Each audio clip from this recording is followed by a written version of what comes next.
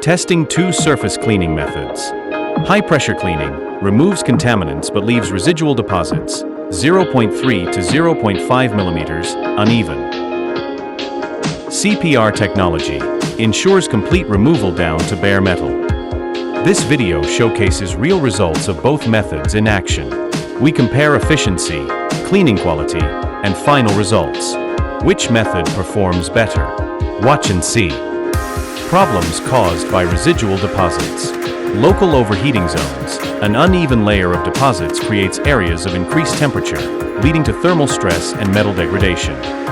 Under deposit corrosion, deposits may contain chlorides, sulfates, and other aggressive compounds that trigger hidden corrosion under deposit corrosion.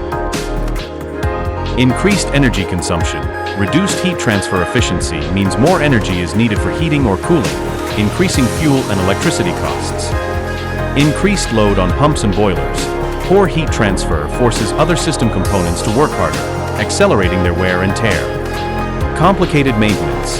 Thick deposits can hide microcracks and defects, making it harder to detect issues early. Why clean to bare metal? Maximized heat transfer efficiency. No deposits mean the highest possible heat exchange rate. Reduced risk of failures and corrosion. Clean metal does not trap aggressive compounds. Lower energy consumption. Less fuel or electricity is required for heating or cooling. Extended equipment lifespan. Less stress and corrosion-related damage. Thus, cleaning heat exchangers to bare metal is not just a recommendation, it's a necessity for maintaining efficient and safe operation.